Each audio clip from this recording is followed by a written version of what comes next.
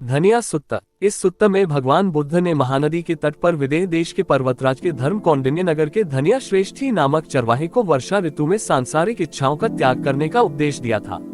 इसे सुनकर धनिया भिक्षु बन गया और पत्नी भिक्षुनी बन गई तथा अरहत्वा की स्थिति प्राप्त की। इस धनिया सुत्ता में भगवान बुद्ध और धनिया श्रेष्ठी नामक चरवाहे के बीच वार्तालाप है। धनिया श्रेष्ठी कहते हैं, धान पक गया है, गायें चर गई हैं। मैं अपने परिवार के साथ मेहंदी के तट पर रह रहा हूँ। झोपड़ी में भरपूर सामान है, अग्नि जल रही है। तो हे वर्षा देव, आपकी इच्छा हो तो प्रसन्नता पूर्वक वर्षा करें। तब भगवान बुद्ध कहते हैं, मेरे मन में कोई क्रोध नहीं है, मेरे मन की कीलें निकल आई हैं। मैंने मेहंदी के तट पर केवल एक रात रुकने का प्रबंध किया है। मेरी झोपड़ी खुली है, अग्नि बुझ गई है। तो हे वर्षा देव, आपकी इच्छा हो तो आनंद पूर्वक वर्षा करो। तब धनिया श्रेष्ठी कहते हैं, यहाँ कीटक नहीं है, गाय नदी के किनारे उगे चरागाहों में चरती हैं। यदि तूफानी वर्षा भी हो तो वे उससे सहन कर लेती हैं। तो हे वर्षा देव, आपकी इच्छा हो तो आनंद पूर्वक वर्षा करो। तब भगवान कहते हैं, मेरी सबसे अच्छी नाव तैयार है। मैं संसार रूपी धारा से दूर चला गया हूँ, अब नाव किसी काम की नहीं रही। तो हे वर्षा देव, आपकी इच्छा हो तो आनंद पूर्वक वर्षा करो। धनिया गोप कहते हैं, मेरी गोपी आज्ञाकारी और शांत है, वह बहुत समय से मेरे साथ रह रही है, मैंने उसमें कोई बुराई नहीं देखी या सुनी। तो हे वर्षा देव, आपकी इच्छा हो तो आनंद पूर्वक वर्षा करो।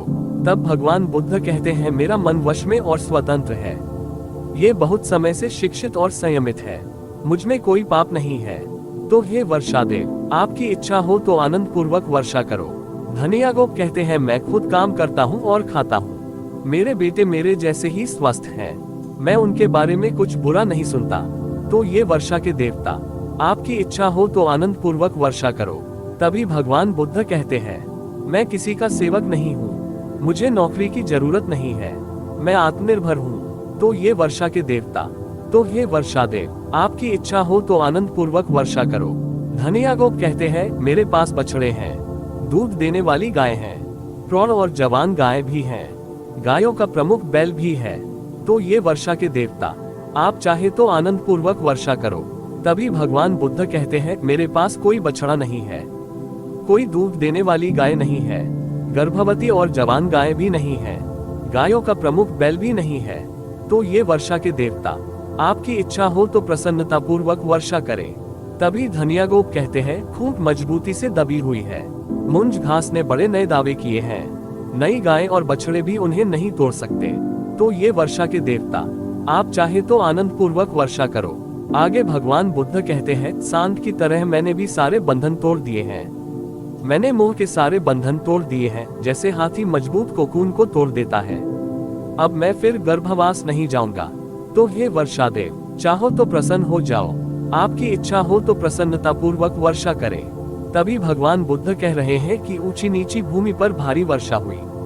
वर्षा की ध्वनि सुनकर धनिया गोप मानो आ रहे हो और बोल पड़े, हमें बहुत लाभ हुआ, भगवान ने हमें दर्शन दिए, सचमुच हम धन्य हैं। हे चक्षुष्मान, हम आपकी शरण में आते हैं। हे महामुनि, आप हमारे शास्ता बनिए, मैं और मेरी गोपी सुगत द्वारा बताए अनुसार ब्रह्मचर्य का पालन करेंगे तथा जन्म मरण से छुटकारा पाकर दुखों का अंत करेंगे। पिता अपने पुत्र के कारण सुखी होता है, गोपाल गाय के कारण सुखी होता है, उपद्रवी व्यक्ति उपद्रव में आनंद लेता है, अधर्मी को कोई सुख नहीं मिलता। कि भगवान बुद्ध पुत्र वाले पुत्रों के कारण शोक करते हैं, ग्वाला गाय के लिए शोक करता है, पदवी शोक का कारण है, पदवीहीन व्यक्ति कभी शोक नहीं करता।